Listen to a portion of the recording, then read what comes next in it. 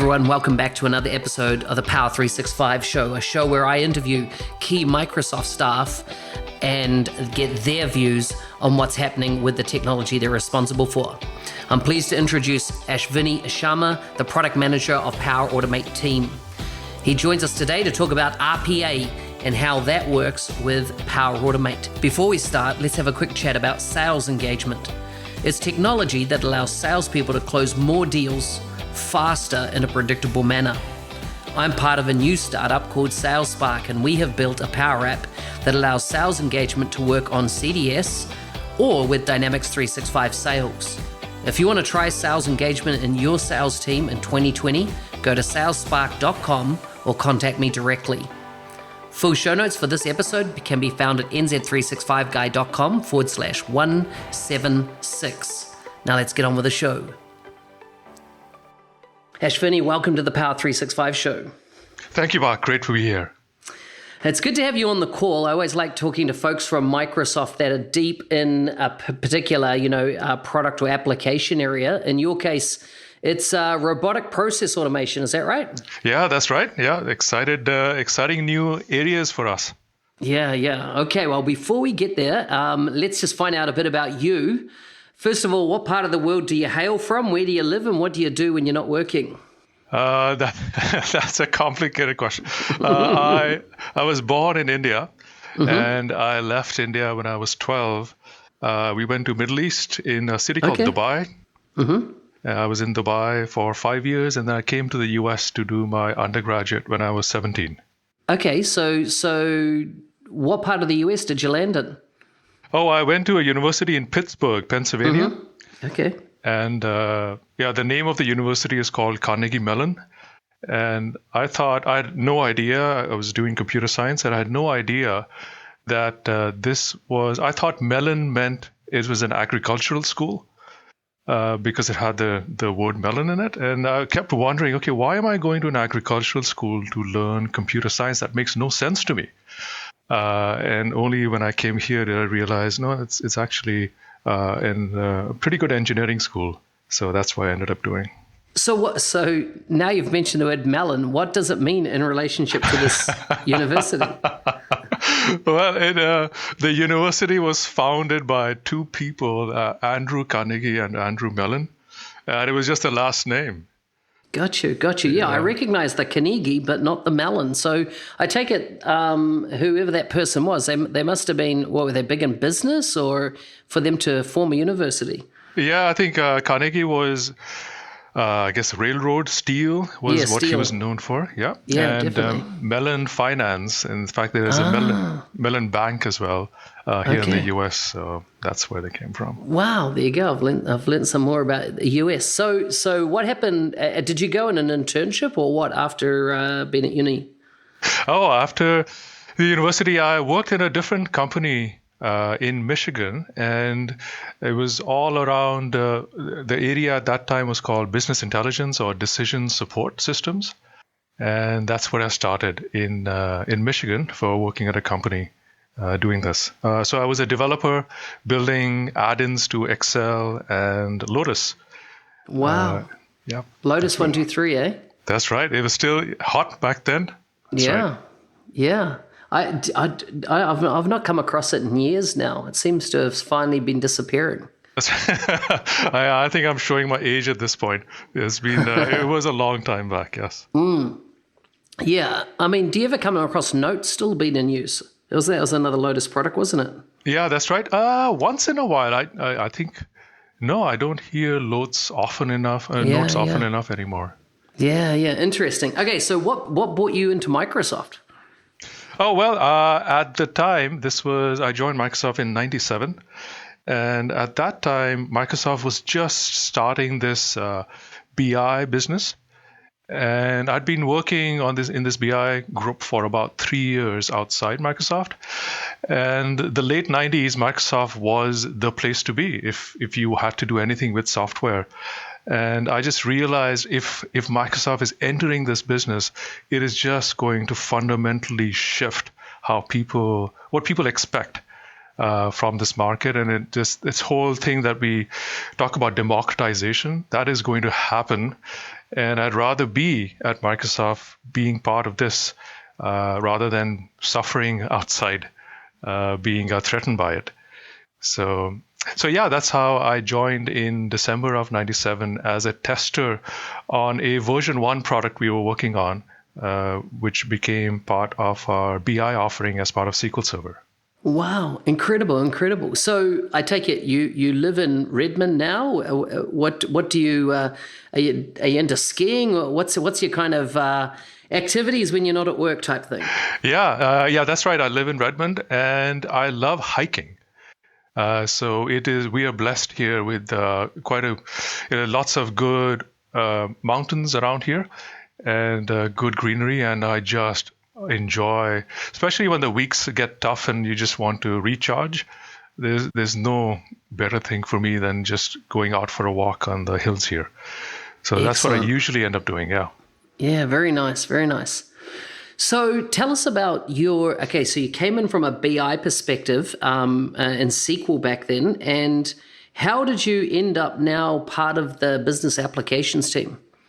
Yeah, I stuck with BI until March of last year. And then I started looking at it. It's been 20-something years since I was doing BI. And I thought, you know what, now is the time for a change. I probably want to jump into something completely new. And that's how I started looking around. And the Power Automate, or at that time, the Flow team was starting the robotic process automation initiative. And I thought, hey, let's have that a go. Let's see how we can start on another V1. So that's yeah. That makes sense. How much crossover have you found, like lessons learned in your 20 years in BI, that you've been able to apply to RPA now? That's a great question, because I think the time when I started BI, it was a domain of specialists, and you had to be someone deep in working with data and optimizing resources and building solutions just perfectly to be able to then put it in front of some other users. And those other users would, we used to call them Fisher Price UIs, which is just very big blocky UIs, where buttons would turn red or buttons would turn green. But this whole notion of there are specialists that build this for everybody else to consume. And we went through a journey on the BI side where there was an emergence of self-service analytics, where there were tools like Tableau or ClickView and these other tools that allow, even Excel, that allowed people to connect to data and reason over that data and do analysis for themselves and then share them with others. And I see a very similar playbook playing out in the world of automation as well, where it's similarly there's specialists that are building automations and they're just making sure everything is perfect, your machine resolution is right, and there's no pop-ups that pop up. And it's just, moving that, advancing the technology enough so that end users can build automation for themselves instead of having to rely on these specialists. I think we're going through, so that's definitely a playbook I'm seeing playing out in this space of RPA. And then, of course, it's the muscles that you build up around strategy and how do you approach a market and how do you think competitively. I think all of them transfer directly. So that is interesting. And I take it you are once again got kind of an end goal that RPA will be able to be done by anybody, that you wouldn't necessarily have to have a massive background in automation or something like that. That's exactly right. Yeah, that's our pitch. And I think one of the things we did with BI also was there was a corporate BI world and the self-service BI world. And what we did there was create this managed self-service world, where the whole difference there was, instead of having these silos of independent people working on their desk, you had a centralized system that was able to enable your enterprise to be able to do analytics themselves, but also govern because you're giving all these people tools and you're encouraging them to build analysis. But then you had to make sure the data wasn't getting misused, it wasn't leaking out, people were using the right set of reports, and what is authoritative versus what is an ad hoc. So you had to build all this sophistication into a platform to be able to scale with control and visibility and confidence. And that same thing with RPA as well. I see this going into a managed automation service for an enterprise where there are new roles that will be created for saying, okay, great, I want to enable the rest of my enterprise to be able to automate the mundane tasks themselves, but I want to still put guardrails and I want to put best practices and evangelize and have visibility into what are people doing. And are they misusing the automation services that I'm giving to them, or do we have the right controls in place? So I think that's absolutely right. The managed RPA, I think that's definitely a place that I think the industry needs to move to. Yeah. So there's probably a lot of people that don't necessarily know what RPA is. How do you describe it? That's a great question. When I started a year back, I was asking around, hey, what is RPA? And different people gave me different answers on what they thought RPA was. In fact, when I was talking to different analysts in the same company were giving me different answers back as well. And it reminded me of back a few years back, we had this whole big data or the cloud buzzwords. And, I was working on the big data project and we would meet customers. They would come in and say, we want to hear about Microsoft's big data strategy. And we would ask them, hey, what do you want to do? And customers would say, I don't know. What can I do? What do you allow me to do? And there was this massive confusion about what is this term, big data? And I see a similar analogy here on the RPA terms as well. And people are misusing it at times. So what I hear from analysts that are purists is there is a need to allow customers to automate systems that don't have any APIs with them. So is this a scenario where they're wanting to extend the life of an application, let's say a 10, 15-year-old application, that they don't want to retire it, so they need some automation across it, and so this is where RPA comes in? That's right. That's exactly right. Yeah, many of these systems were built as point solutions at a time, and they're doing exactly what they were designed to do. It's just that the business is now moving faster, and business users are saying, I'm spending so much time doing work on this, and help me do something else and help the software do this. I'll give you an example. Yeah. One of the airports in Europe, I was speaking with just a few months back, and what they have is a report that they generate for each employee on the compliance. What training has this employee taken? And this system was built a few years back, and the airport has grown a lot since then. And the training that employees have to take has also grown a lot since then. So right now, when this lady I was speaking with on the call was showing me the experience of this application where you type in the employee information and then you press a button for generate a report. And that button takes 10 minutes to run now. And so I asked, okay, what do you do in the meantime? Because you're generating these reports. And there's just, there's long coffee breaks, or you end up focusing on something else, and you context switch, and then you come back whenever you remember the right thing to do. Mm-hmm. So that's an example. And they have a team of 4 people whose job it is to generate these reports, because you need to be compliant. Your employees need to be compliant. So that's a great example of a legacy application. It probably didn't used to take 10 minutes when it was designed before, but now it is taking that long. And instead of having a human wait for it, if a bot can wait instead, then the bot can wait as long, and I can do something more productive with my time. So that's an example of UI automation that is necessary for people to be able to do other stuff that they're being asked to do. That's a great example. Tell me, what type of technology that you're seeing RPA applied over? What is the underlying technology? Like I used to work in Fox Pro systems, for example, and I could see it easily working in those old type systems. What other kind of older technology is out there where RPA used in let's say an application's been built on that technology, RPA would be usable. What are some of those high level names or technologies that you're seeing that lend itself to having RPA applied? Yeah, so I see clusters of different scenarios. Definitely see rich Windows applications, and they could have been written in, I don't know, VB6 or MFC or Delphi, or the whole.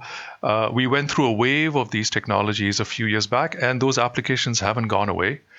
So I see a lot of those. Also see browser websites. These are intranet sites when ASP.NET and the Java-based experiences were in vogue. And a lot of IT teams built this way of deploying applications without having to physically have them running in different places. So I see a lot of web cases as well. Many of these are intranet sites that are running. Then I also see in certain cases like banking and insurance, I see mainframes. And governments, I see a lot of mainframes as running, and they want to automate these interactions with those. And emerging, and this is where it gets to how we see RPA as beyond just UI automation. The state of the art and the technology has advanced enough where there are modern apps and services that could be running on the cloud or running on premises that do have APIs now available. So an application like Excel running on my desktop, well, Excel has a rich set of APIs that are available from Microsoft in the cloud as well. And a lot of customers don't think of that as API surface available. They just think of it as the UI automation is the approach that I'm going to take because I can see how I automate this application.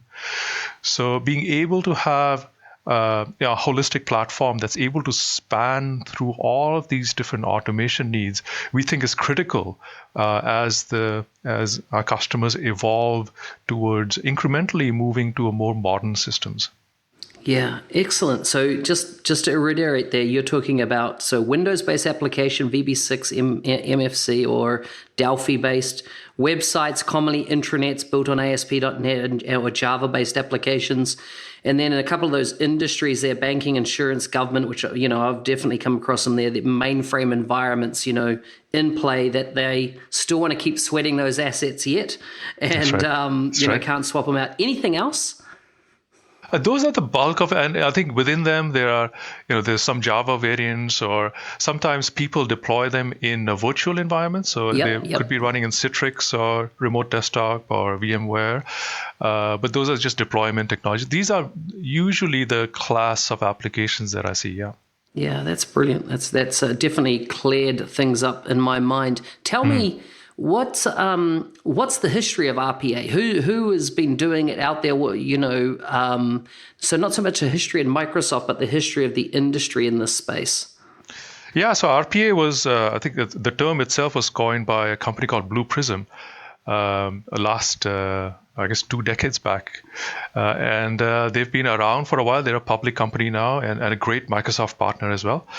And a lot of the automation vendors, RPA has gone through a renaissance in the last few years, where a lot of people just acknowledge that there is a need for these automation applications. And a lot of the what used to be test tools for validating if you have any regressions in your applications are now coming back to the automation space as saying, hey, we can do automation as well, because that is in fact what they were doing with testing previously.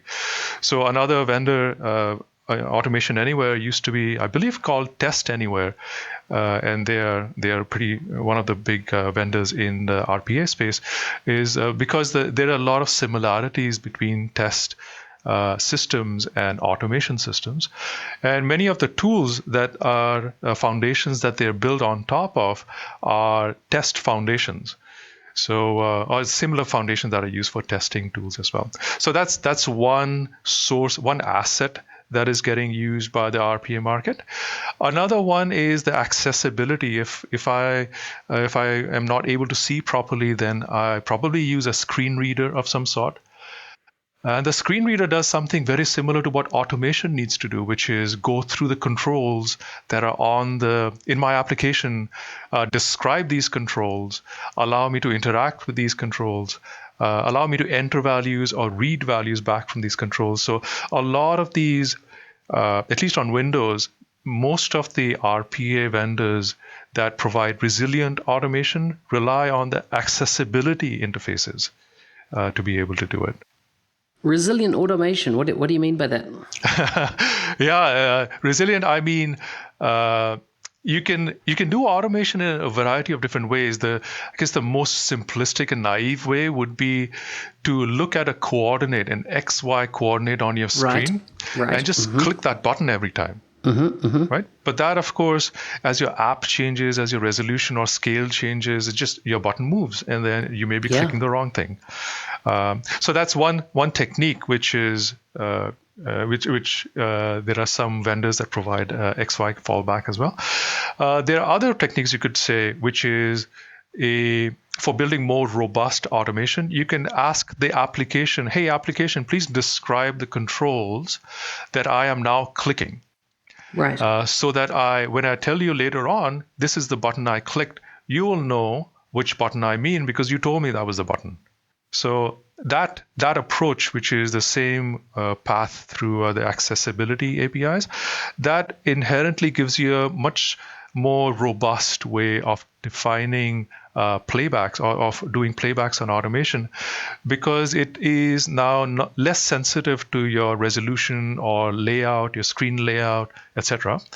And that's what I mean by more resilient automation, because you're trying to have, instead of complete surface level, you're trying to work with the application hand in hand to be able to describe the controls that you want to automate.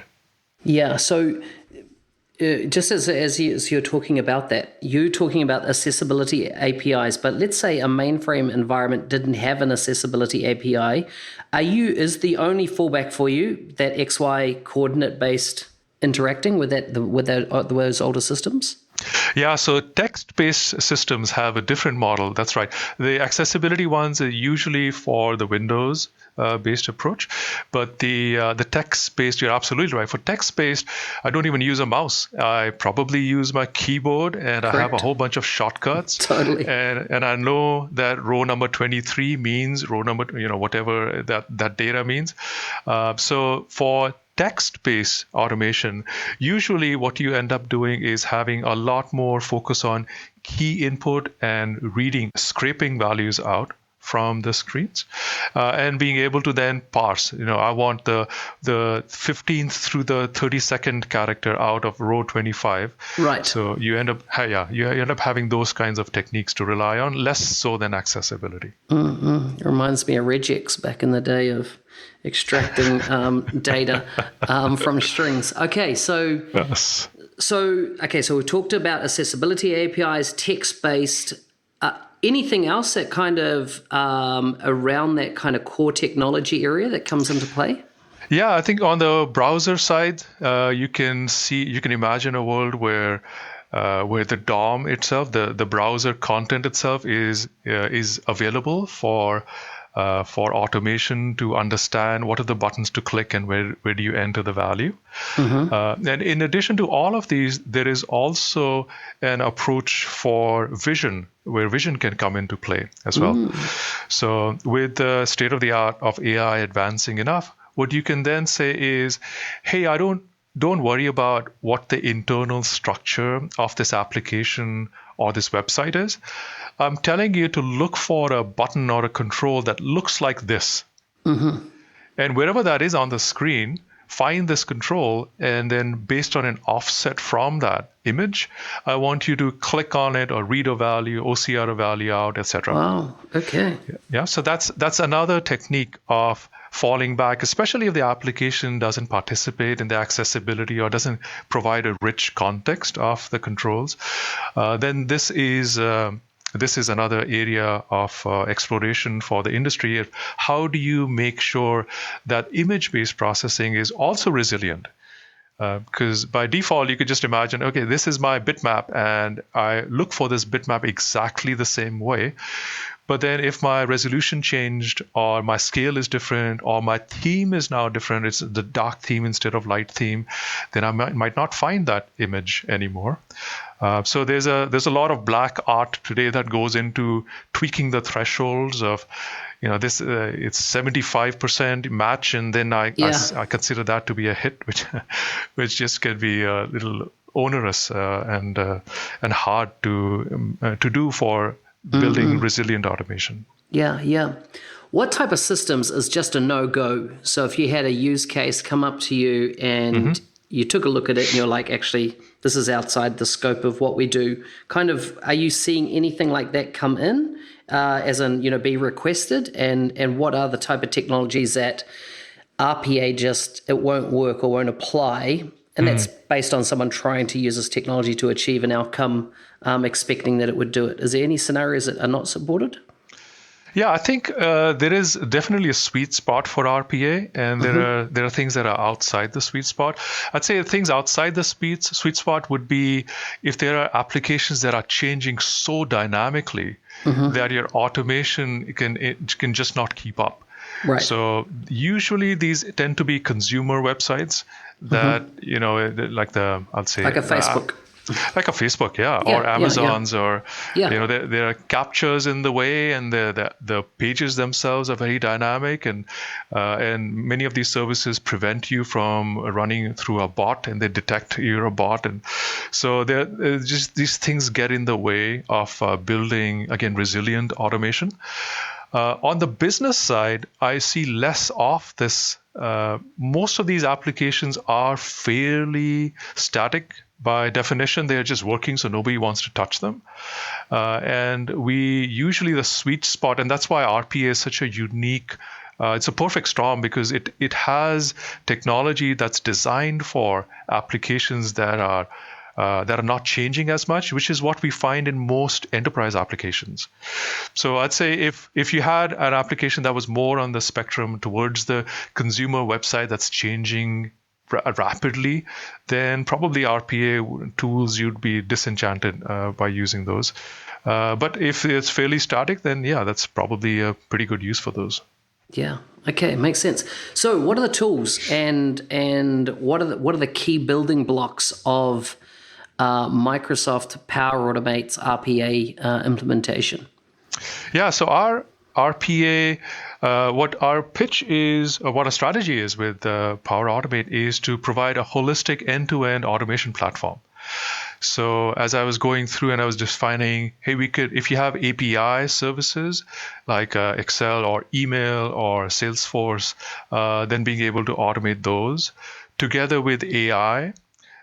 So if you had invoices coming in, for example, and you wanted to apply AI to extract data from those invoices, I can absolutely do that as part of Power Automate as well. And then if I had UI, then I can use a feature called UI Flows, which is currently in preview, that we announced in November. For automating both browser and Windows applications. And many of these systems cannot be completely automated 100% by the software. And we believe what you want is a system and a human working together, where the system can offload as much of the processing as it can, but then it asks the human to make a decision where it's best for a human to make a call.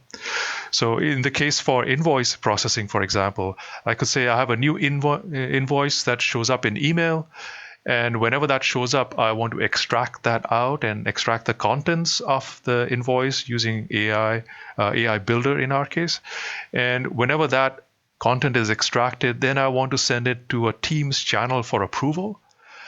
And whenever the person decides that approval, maybe Friday afternoon is when I make all my approval decisions, the system is just waiting for me to get to it. And as soon as I make the call, then the system continues on from there. So generally, going back to your question about how do we define RPA, the way the customers come to us is with these needs that span all of these capabilities. And then we work with them to say, what are the best tools in the toolbox available for you to be able to use these? Is it one of those 300 plus connectors that we provide in Power Automate? Maybe you don't need any UI automation. Or is it a custom AI model you've built and you want to plug that into your automation? So having this portfolio that people can select from has been just a key value prop for us. So what's the sweet spot? As in, where are you seeing customers or even industries that are like, they're on board, they get it, they have this need, this problem in their organizations, they can see that it potentially can save a lot of hours of manual, people type work doing kind of boring, mundane activities. Yep. Do you see any sweet spots starting to present themselves? Yeah, I do see a few clusters forming, and I think the way I look at the space is, it's hard for me to do in a podcast, but if you think of a 2x2 grid, yep, and you say on one axis you have citizen developers and center of excellence, on the other axis you have attended RPA or unattended RPA. Right? Attended RPA being, I'm sitting in front of the machine and I just want task completion. I want it to do something faster for me. Whereas unattended being just working in a back office somewhere. I don't even know it's working. Yeah. Then between those four cells, there are definitely scenarios that are popping. So for the case of citizen developers doing attended automation, many of them want to do web scraping. I've got this bunch of data spread across different tables and different websites. Instead of copying, pasting in, can I just make it easier for me to do? For the case of citizen developer in unattended, okay, I'm closing my books at the end. I'm creating a P&L statement and just needs consolidation across these whole bunch of Excel spreadsheets I've got. And I just want to go do that as quickly as possible. Or the top right on the center of excellence attended, these are cases where I may have a large call center and my call center has agents that have to do exactly the same thing over and over again for every call. And I want to give them automation to be able to, or claims processing or invoice processing would be the center of excellence in unattended.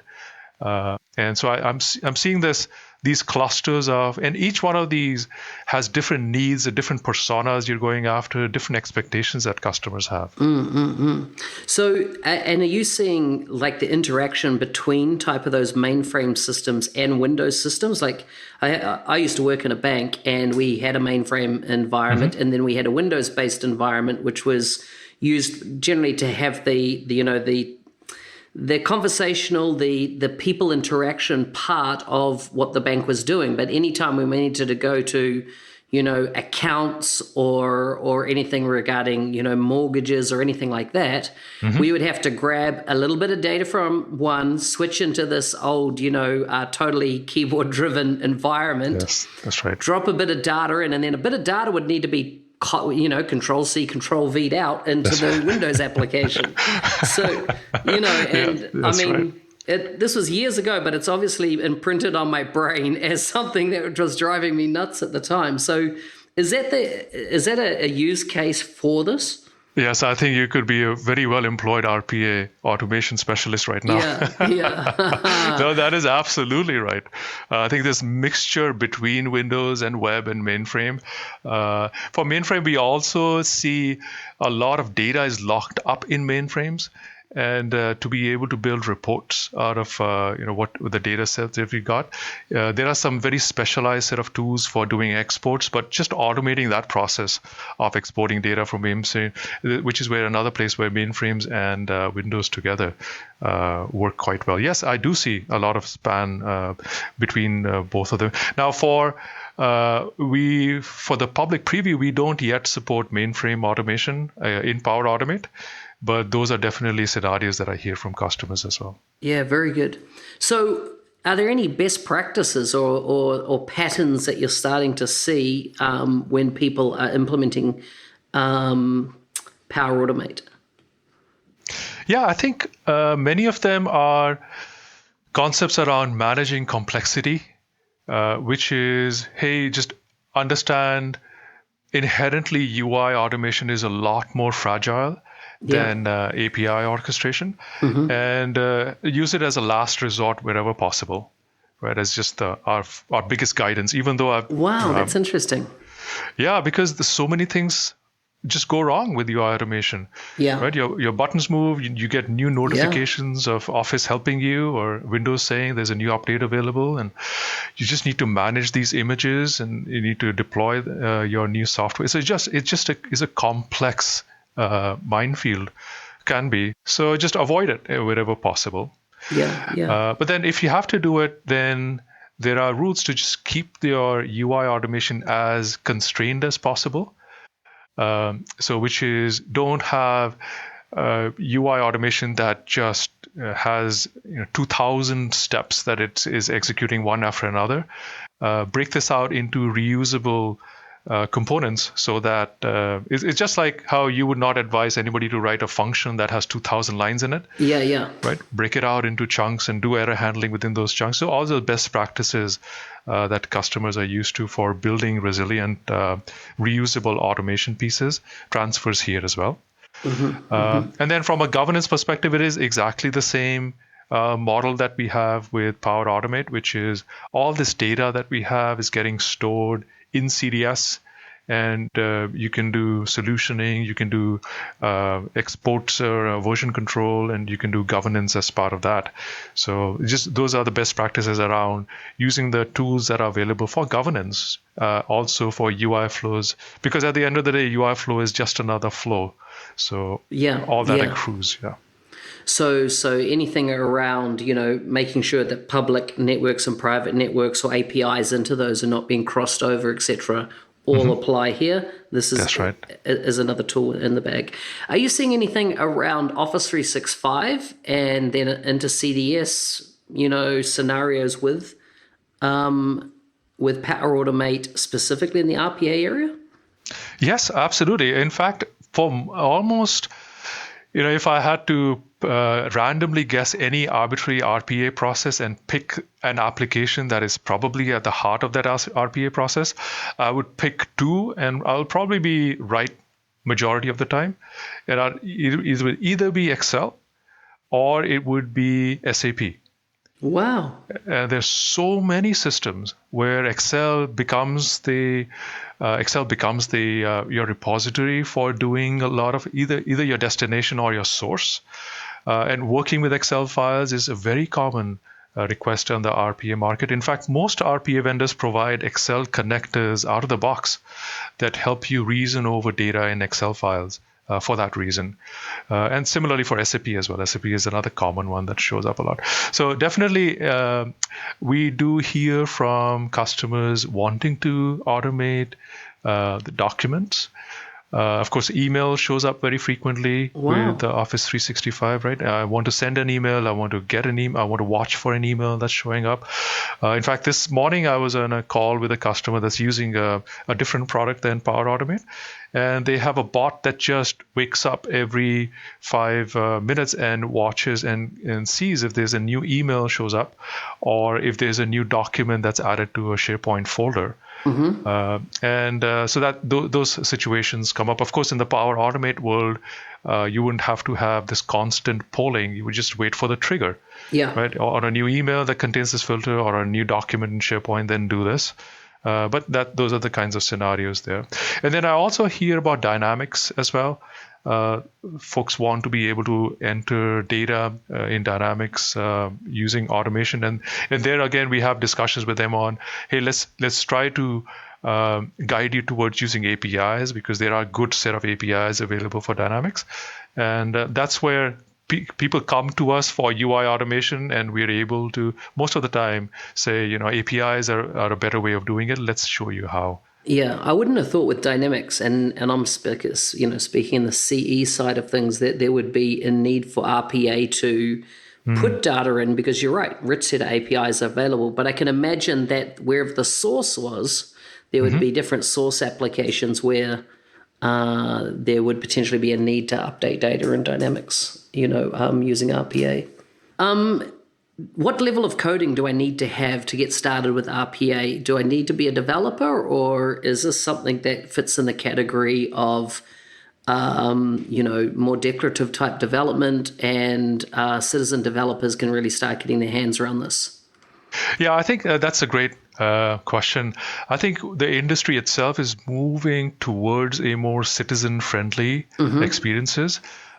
Generally, just because of the fragility of UI automation, it does end up requiring a little bit more sophistication than your typical citizen developer, as a general statement. And then there are always vendors that are pulling in towards more democratized experiences. And that's one of the things I actually feel pretty good about is what we released as a public preview in November for Windows. Feels like it's straddling those two personas pretty well for Windows applications, where it's able to provide a simplified experience for recording and playing back, an experience that's very consistent with the rest of Power Automate. So the design language is the same, the way you manage it is the same, the way you store and govern it is the same. So we're trying to our goal is to be able to bring more of the citizen developers that are either part of the Power Platform today or new that are coming to the Power Platform to be able to do automation on their own. I like it. And on the on the browser side is slightly more complicated than I'd like it to be right now. It's using Selenium IDE, which is an open source tool used primarily for testing, that we have been working with the open source community to bring it in for doing web automation. And I'd say that one is a slightly more technical than it needs to be. Yeah. And I look forward to making it easier. Excellent. It's good to hear this roadmap there. Why did Microsoft decide to get into RPA? Was it, and these are the two scenarios that run through my mind. One, there was a demand. In other words, Microsoft customers were saying, hey, why aren't you guys offering this? Or two, was it opportunistic? And when I think of opportunistic, I think of field service, for example. Most of companies that had implemented some form of field service was a bespoke type implementation. So there was no clear vendor in the market that owned that category. And so Microsoft went after it and very successfully, has created massive growth in that space. What was the view for RPA from Microsoft's perspective in going after the space? Yeah, that's a great question. I'd say it's more of the first of what you mentioned, which for the longest time we've had the opinion, as did many in the industry, that at the heart of digital transformation is modernizing your systems so they have well-defined APIs that are just well architected and scale on demand. And there was a realization a couple of years back that the pace of this re-architecting your existing solutions that are working is just at a pace that it's going to take many years before organizations can be in this nirvana state where everything is just these microservices that are scale-free and they're just are state-free and they're just independently running at planet scale. And in the meantime, customers have these systems that they need to be able to automate until they're modernized. And there was one person I was speaking with last year, and they were speaking about how before automation came in, they were just underwater; they couldn't keep up. And now they've modernized their systems, and now they're saying, "Hey, my mental state is I'm not so far behind anymore." Because this technology allowed me to catch up. And that's what we were hearing from customers when we started this project is, this Power Automate and the flow at the time, or the citizen enablement, that's righteous, that's right. And please give us a way to be able to bridge our legacy systems, whether they're running on premises or in the cloud, with these modern systems that we're also building, and allow us to have one unified experience of automating across them. So it was more the customers asking us to go into this market than for us to be able to do something opportunistic. I like that bridging that old technology with the modern, and it is that tool, right? Is for that. I love it. That's exactly right. Yeah. So what about AI? What's involvement does AI have in what you're doing at the moment? Yeah, so I think there is definitely a component today already in the Power Platform, which is called AI Builder. And what AI Builder is designed to do is bring the power of AI in the specific scenarios that we've heard from customers are very frequently enough scenarios, and make it available for citizen developers out of the box. So this the notion of invoice processing, which is what I mentioned before. Well, there's a forms processing model for doing that, or there's a text classification model, or an object detection model, etc. There are many models that are available out of the box. And there's a guided experience that leads people through building these models without knowing any data science or Python or advanced concepts. So once you build such a model using AI Builder, then you can integrate it inside a Power App or inside Power Automate. So you could take a picture of a container that has some letters on it, and have AI Builder extract the container ID, for example, in a Power App. Or you could say the invoice example that I had, which is extract content from invoice. So that's one scenario of applying AI and taking it out of this this ethereal concept, this abstract concept of thing, into very practical applications. The second one, vision, is another area where we talked about how you could use vision for automating experiences as well, especially if they don't have any rich application context like the accessibility tree available. And that's a second approach where we are looking at how do we apply vision to be able to automate experiences as well. Yeah, very good.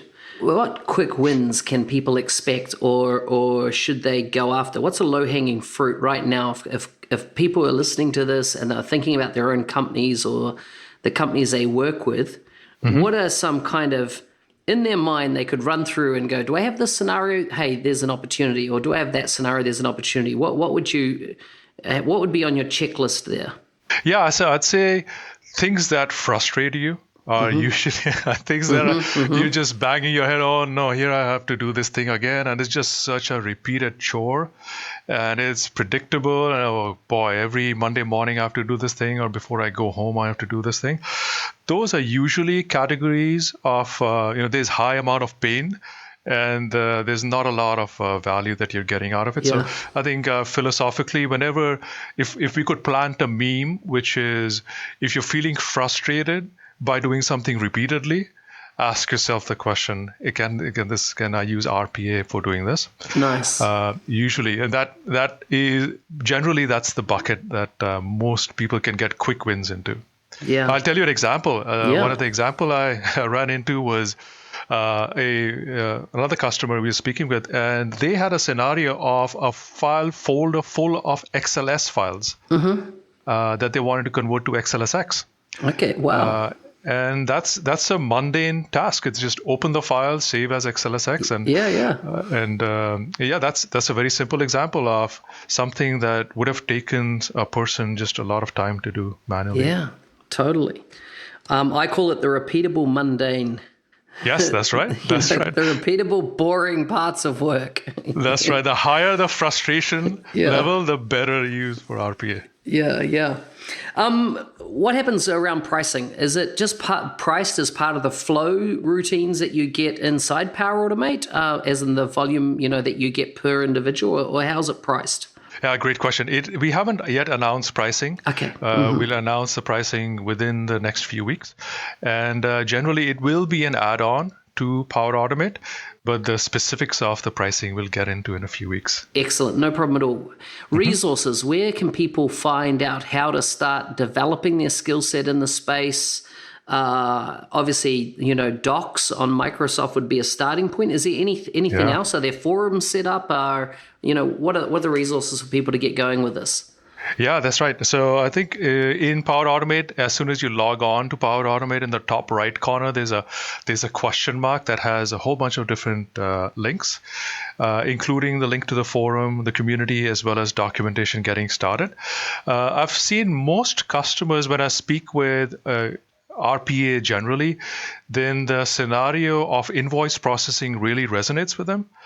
And one of the things we did with that, because it was resonating so much, is we created a Microsoft Mechanics video, where I walk people through creation of this API plus AI plus approvals plus UI automation, and that's something that if you want to get a quick overall view of what is Power Automate in this space, I think that's a great video to watch as well.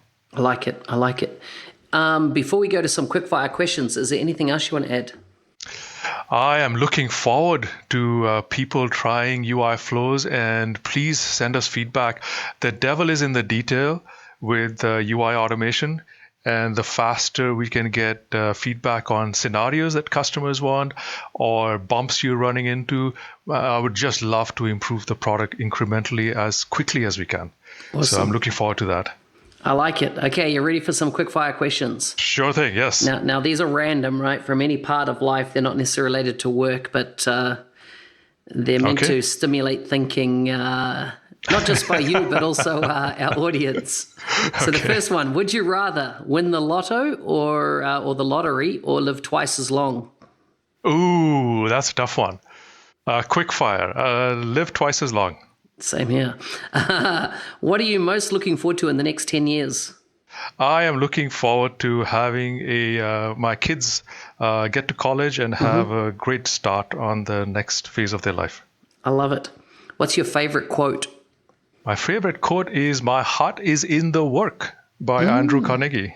Wow. I didn't know that came from Andrew Carnegie. What's something you did as a child that your parents still retell the story about? Well, I accidentally tried to burn the house down. Wow! And they make sure I remember whenever I'm next to fire that I tried to do that once. Classic. If you could live in a sitcom, which one would it be and why? Sitcom. That's a good one. I'm watching it's not a sitcom. Good Place is an interesting one. We just started, my wife and I just started watching The Good Place. Okay. And that's an interesting one. Would I like to be in there? Why not? It's a good one. Awesome. What's the best gift you've ever received? The best gift I've ever received is, I've got a few things on my fridge which are gifts by my kids. Nice. And there's a rock that says "Dad, you rock." That's so cool. Which is so that's one of my sons gave me that. So I think that's the most memorable one. I love it. So who do you recommend as a guest for a future show from the product team? Is there anyone that kind of jumps to mind, maybe in a different product area, but that you think would have a good story to tell? Yeah, I think Tulsi might be. Tulsi is a peer of mine, and she has wide visibility into the all Power platform, and she looks after the user experience of Power Automate as well. And I think she's just a wonderful person, a good thinker, and I think she'd be fun to have on. Excellent. I'll get you to offline introduce me to her. Sure thing. That would be fantastic. Ashvini, it's been great to have you on the show. If people, I don't know if you're on social media or anything like that, or where do people kind of connect with you if you're publishing blog-wise or anything like that? Yeah, I am on LinkedIn, and whenever we end up posting any items on LinkedIn, then usually I update on LinkedIn saying this is where we posted, or on Twitter as well. Ashvini S is my handle. Although, to be honest, after a recent political thing, I don't go to Twitter as often, so probably LinkedIn would be the better place to go. Hey, thanks for listening. If you've been listening to the show for a while, I'd love it if you'd, give me feedback, and specifically, I'd love it if you gave me some thumbs up on iTunes. So if you just head over there, navigate to nz365guy.com/iTunes, you can leave me hopefully a 5-star review and some feedback. I need to get a few more reviews in there for it to actually start showing up in the iTunes store, so I'd appreciate that. Remember, full show notes for this episode can be found at nz365guy.com/176. See you next time.